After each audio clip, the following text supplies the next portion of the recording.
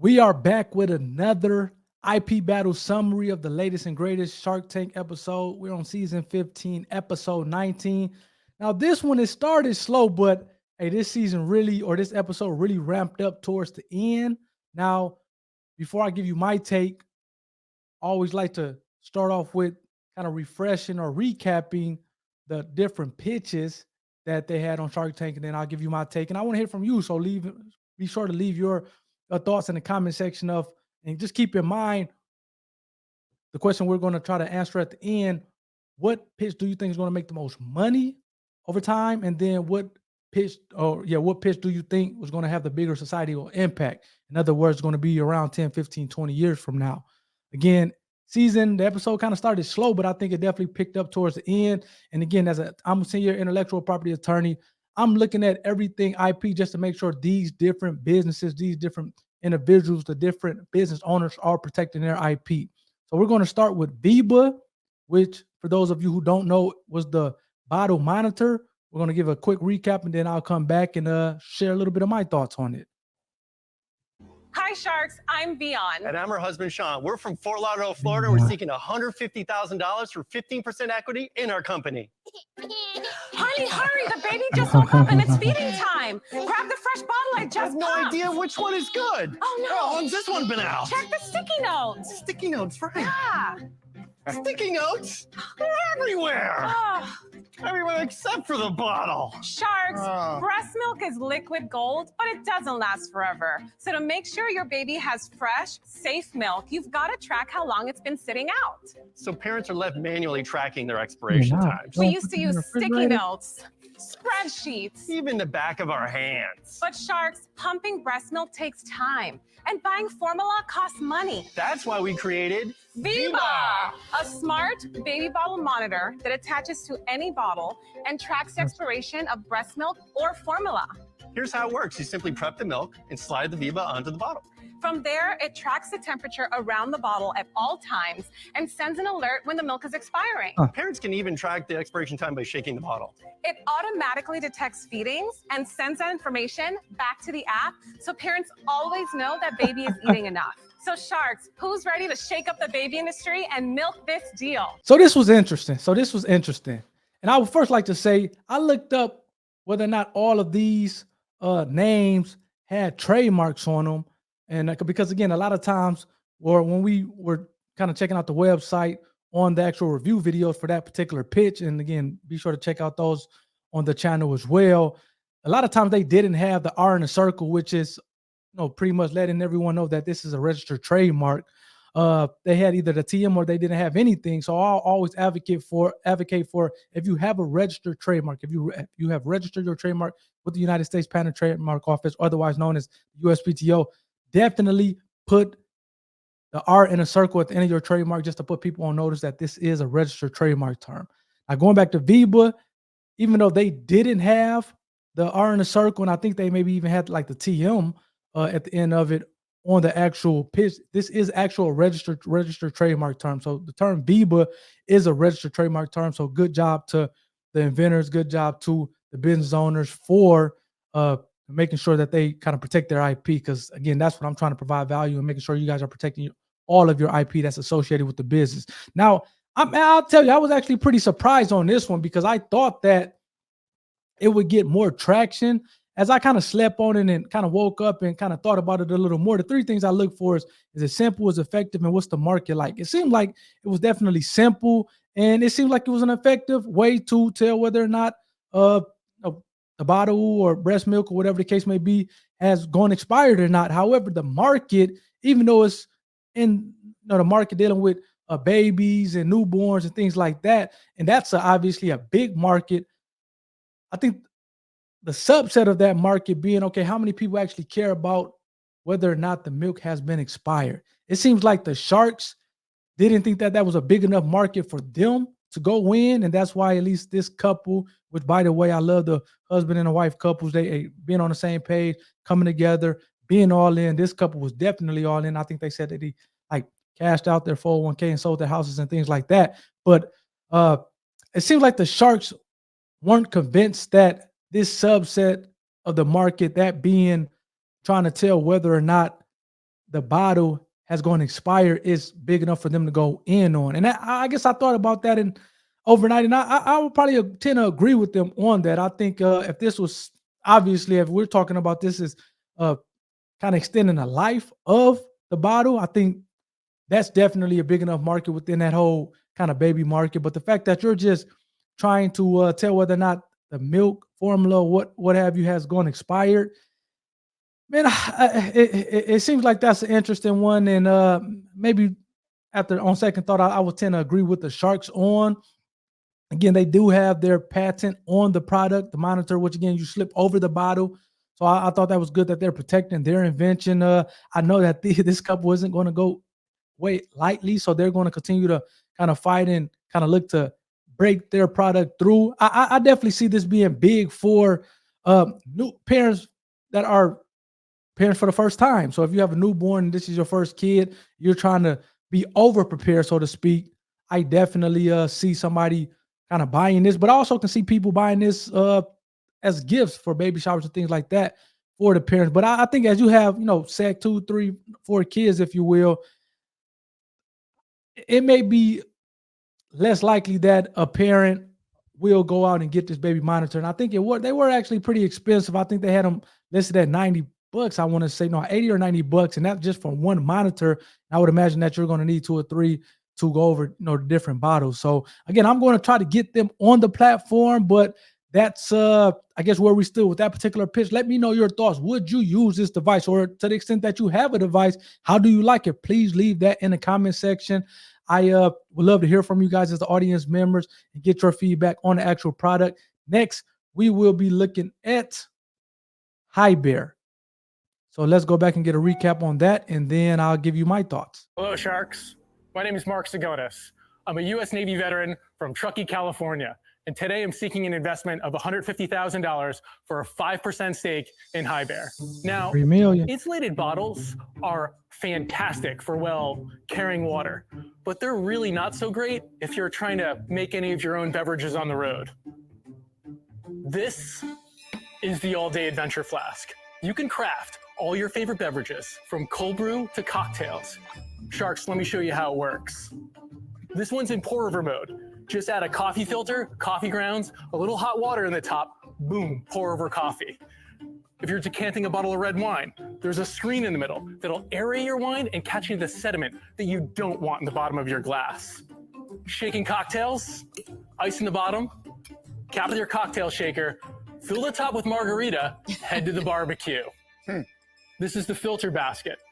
This is for tea, infusions, and cold brew. Just fill it halfway with coffee grounds, screws to the center of your cocktail shaker, and then fill the top with water, and 12 hours later, you are crushing super strong cold brew. This is the thermal core. This is for keeping beverages like beer and white wine cold without diluting them with ice. Cup. Also, doubles as a muddle, so you can get smashy with limes and mint. The sleeve is removable, so it doubles as a mug for friends and dogs. Wow. And everything nests neatly inside, so there's no clutter, and it's simple enough to be your everyday water bottle. So Sharks, who's ready to join us on an adventure that turns each day into a celebration? So Highbear Climb High, man. This is an interesting one because, man, there's just so many water bottle pitches that I'm sure that Sharks have seen. And it's just so many. It's a very saturated market. Again, the 3 things I look for is it's simple, it's effective, and what's the market like? The market is definitely saturated. I think the Sharks brought that up, and that's probably a reason why they didn't get the deal with one of the Sharks, because I think all the Sharks felt like, hey, man, this is a saturated market. I think Lori specifically pointed that out, like, hey, man, you've seen one water bottle, you've seen them all. So I would imagine that was a big part of why the gentleman didn't get a deal, but also the simplicity of it.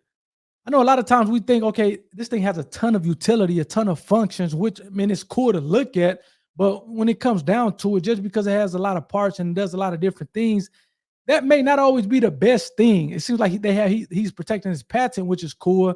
But this thing, man, this thing made cocktails. This thing, I think, made coffee. Man, this thing had, I think, 7 or 8, 9 maybe different functions that the inventors had let the Shark Tank panel know. And I mean, again, it's cool to look at, and it's cool, maybe even a buy. But to the extent that I guess you're going to build a business and sell a ton of these things, definitely, I think the Sharks obviously wasn't convinced. And I think not only with the market, but the simplicity, again, man, simple is always better. Keep it simple. What they say, kids, keep it simple. The fact that you have more parts has more opportunity to lose things, more opportunity for things to get broken or damaged, and ultimately, having a dissatisfied customer. So it would have been interesting if he would have had like 2 or 3 uses with it. Maybe make coffee, maybe make cocktails, and maybe a different function, and kind of cut down on a parts. It seems like his margins were still pretty good, which was, good for him. But I think if you had 2 to 3 uses, that may have been a little bit more interesting, I would imagine, for the Sharks. But when you have 7, 8, 9 different uses out of a water bottle, it's like, okay, it's cool. And like I said, I'll definitely use one. But to the extent that I'm gonna build a business off that, seems like the Sharks wasn't as convinced. Then the effectiveness, again, I didn't. We have to check out the reviews on that one. I didn't look at the reviews, so again, it could still be an effective thing, but it's definitely wasn't a simple invention, and ultimately the market, the Sharks felt were saturated. Now the term high bear, he does have a trademark. Again, this is another one that, as we were looking on the Shark Tank reaction video, again, go check that out if you haven't already. He didn't essentially put that R in a circle to let people know that, hey, this is a registered term. I'm a big fan of doing that. So again, for all of you who have trademarks, who are looking to get into the game and protect your IP and get a trademark at some point, to the extent that is a registered trademark, put that R in a circle to put people on notice that this stuff is protected. And if you decide to use it, hey, you will be hearing from our attorney, whether that be a cease and desist letter or a lawsuit if we need to take it that far. But yeah, I thought it was cool. So what do you guys think? I'm pretty sure everybody would actually probably use it. Let me know if you wouldn't use it for whatever reason. But to the extent that, would you build a business around it, or do you think it'll be a successful business? I want to hear from you guys. So please leave your review, or please leave your thoughts in the comment section on whether or not you think the High Bear water bottle company is going to be successful and going to be around for a long time.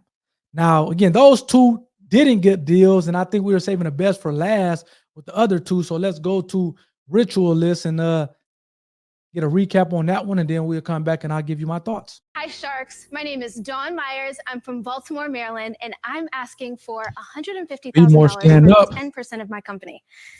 Okay, guys, as you can see, I have a head full of crazy curls, but unlike Beyonce, and I saw you at that concert, I do not wake up like this, okay? For me, it takes about 3 hours to do my hair.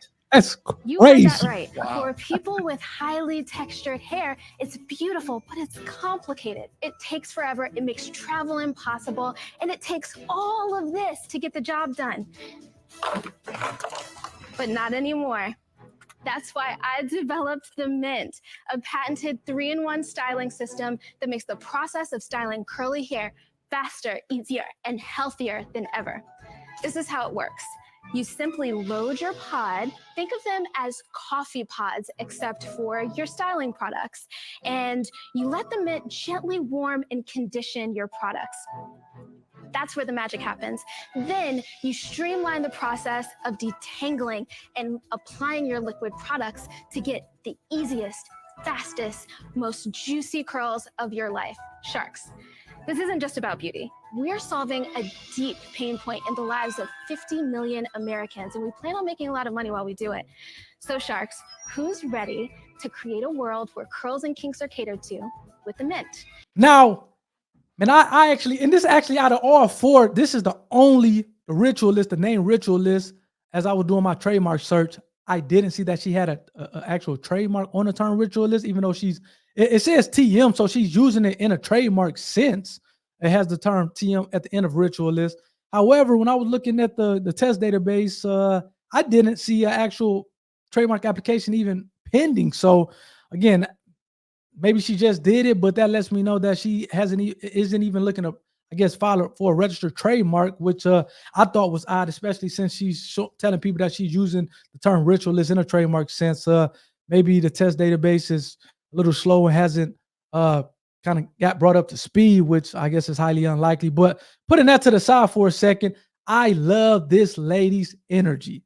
And the fact that she did a deal with Emma and Mark, I think they're going to bring a lot of value to her. I think she's going to be successful as a result. Now, if you, from the inventive aspect of it, as I said before, man, just with Black people in particular, or people who have textured hair, again, man, just having your hair did, whether it's a cut or whether your hair did into whatever style that you like, man, that it just gives you a boost of confidence. I'm still kind of, I'm rough here, and I was supposed to went to my barber today. I didn't get a chance to make it, so hopefully sometime in the next couple of days I get a chance to make it and get my fresh cut and kind of boost my confidence, kind of going forward. But yeah, this is definitely big in the fact that I think she was saying that it takes her 3 hours to actually do her hair, which is still crazy to think that somebody's taking 3 hours to do their hair. My haircut is typically 30 to 45 minutes. But again, I could imagine, especially with the women, with women, I know they kind of go through a process and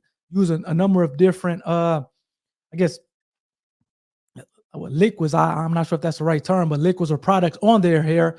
And the fact that she has this bottle that you can put the liquids in and kind of be able to mix them and kind of use it on your hair. I mean, again, I love the actual product. Obviously, she has a patent on it, which is good. She spent a ton of money, and this lady was definitely all in. And she was an attorney, which was another cool and interesting thing that, hey, man, she wasn't some expert in the hair and beauty industry. She was an attorney. I think what she said, she sold her house, liquidated her 401k, went all in on her product, got investors. I think she said she owns like 78% of the company or something like that. Although she has $1 million that she was able to pick up for only 28% of the company. I thought that was pretty cool. And you could tell she has that go-getter mentality, that go-getter attitude. And that alone, I think she's going to be successful as a result. Now, I like the advice that Mark Cuban gave her. Mark Cuban said, hey, man, I know you're trying to do these subscription models with the bottles to have that reoccurring revenue coming in, but focus on the main thing. And I think, again, when they're doing these pitches, aside from even getting a deal and having the product kind of broadcasted to the world, the fact that the Sharks get a chance to kind of give him or her business advice or give people business advice in real time is another thing that should not be discounted. I think the fact that he told her that was great, because you spent all this money, all this testing on an actual product, and it's like, hey, focus on a product and selling a ton of those things in 3, 4, 5 years. If you want to kind of focus on a new product line or a new revenue stream, and you want to do a subscription on these bottles, then do that. But and focus on the main thing. I thought that was great advice given by Mark. And again, I think she got great partners with Mark and Em, and I think she's going to do well as a result. I'm going to try to get her on a podcast. Again, her energy was infectious. Her energy was amazing. She was a beautiful lady. So again, all the best to her. And we saved the best for last. This was a hell of a story. So let's go to Splash Place, the swim goggles, and I'll give you my thoughts. Hey Sharks, I'm Ashley. And I'm Karen, her mom. We're from Goodyear, Arizona, and we're seeking $200,000 for 5% of our business, Splash Place swim goggles. Sharks, that's how quickly a fun day at the pool can turn into a nightmare. You're at the pool and you have to deal with upset kids because their swim goggles break or they're just too tight and uncomfortable. And the worst part is they tangle and pull out your hair. I knew there had to be a better way, Sharks. That's why I created Splash Place swim goggles. Fed up with buying my kids new goggles that they wouldn't even want to wear, I got the idea to make my own. But instead of using harsh rubber straps, I designed Splash Place swim goggles with super soft, stretchy fabric straps. Wow. As you can see, Aiden and Jayla are having no problem putting on their swim goggles. And there's simply no more pulling and tangling your hair. So Sharks, which of you are ready to jump in and make a big splash with us? Now, again, man, this one actually started out a little, I don't want to say slow. It was definitely, and I think my title, when I uploaded the breakdown to it on my YouTube channel, so go check out that breakdown if you haven't. But I titled it From Tragedy to Triumph, because she had so much going on in her life, from having a 6-week kid. I'm not sure if it was a son or a daughter, but the baby was 6 weeks and unfortunately had passed away. And then her husband went through a catastrophic injury. It seems like head injury, where that kind of forced her to be thrusted into this provider role for the kids. I think maybe she had 2 of the kids, I think, were on helping her out with the pitch along with her mom. And that's the other cool thing, that she was kind of partnering with her mom on this thing. But after all that, and literally she came up with this idea because her son broke his goggles, swim goggles, and she like, oh man, I'm pretty sure she's thinking I'm already strapped for cash. I got this sewing company, it's probably just barely making ends meet. I don't like, you got to really think about this. I'm going to sew a fabric onto the goggles because I don't want to pay for goggles. Again, they're selling their goggles at $20. And I actually I bought a pair for my daughter yesterday after I did the breakdown, because I wanted to just participate and support the product so much. But just think about it. Goggles, well, you can get a pair of goggles for $10 or $15, particularly for kids. So she didn't want to spend the $10 or $15 on a pair of swim goggles, which kind of showed you how tight it was. But that ended up turning into a company that they have made over $6 million since launching in 2017. And they did all that with less than $10,000 into the company of their own money. I think they said that they both put in like $4,000. And I think the mom, she gave a loan to the company of another $4,000 or something like that, just over $4,000. So for less than $10,000, they have created a company that has made them $6.1 million.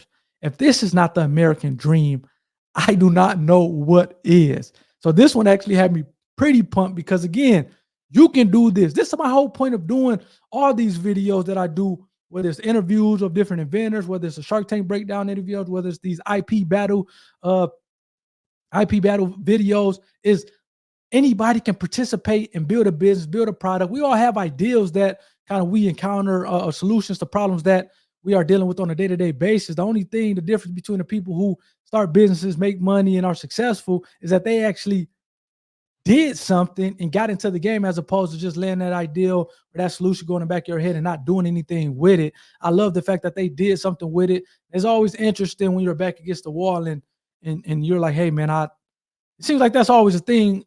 A lot of times, or sometimes I should say a fair amount of time, where your people's back against the wall for them to actually kind of get into the game. But I'm saying, hey, don't wait until your back is against the wall before you kind of develop your product, start your business, start selling a product and make a ton of money.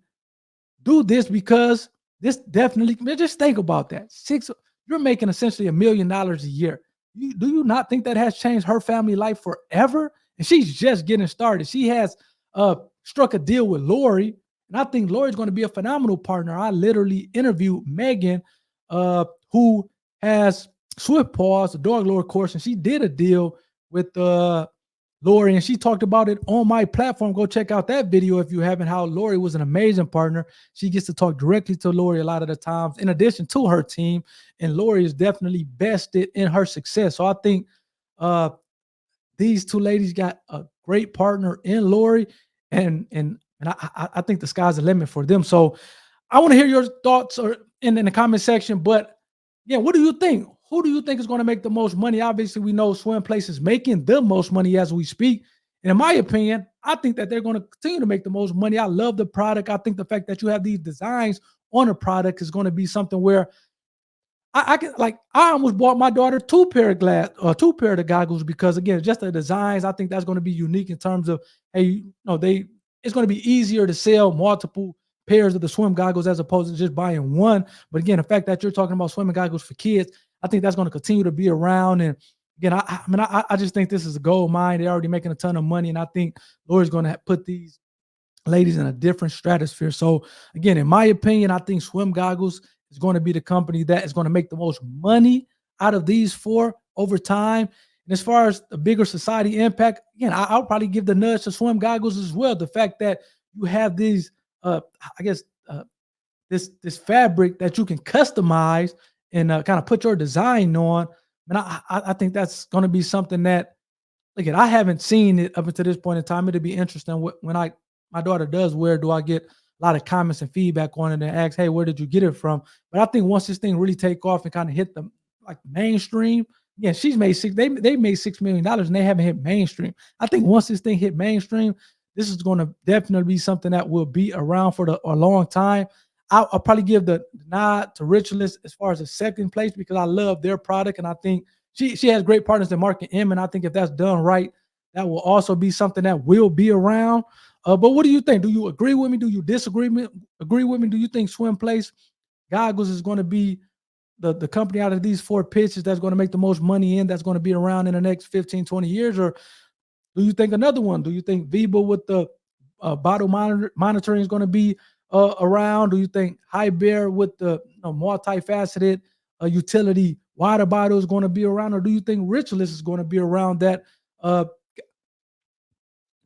essentially helps you out with your textured hair and kind of essentially put the product on it and multiple products on it, and again, reducing your hair time or the time it takes for you to do your hair. Man, if you can get it to an hour from 3 hours, that's almost worth a couple $100 just that in and of itself. So let me know what you guys think, man. I really want to bring you guys value. I was excited to do this intellectual property battles specifically based on the story of Splash Place, man. I think that's an amazing story. I think it's definitely unique, but I think it happened more than what people think. And the fact that they were able to get on Shark Tank and kind of tell their story, hey, that got me a little bit more motivated. And man, again, definitely take a look at your life, the different solutions that you have came up with, the different problems you incur on a daily basis. And again, you have to kind of go to the drawing board, maybe get some feedback from friends and families and say, hey, what do you think about this? If the market is as a decent sized market, you can stand and make a ton of money, especially if those other 2 prongs are in place in terms of being simple and effective. Even to the extent that it's not a market that is just, wide as the Red Sea, you can still make some good money in a niche market. It doesn't always have to be this market that just kind of open up to the masses. If you have a niche market, again, obviously, understand there's going to be a cap, but you can still make a decent amount of money. So yeah, let me know your thoughts. I'm excited to hear about the next week episodes and see what pitches that they have to the Sharks. And until next time, take care.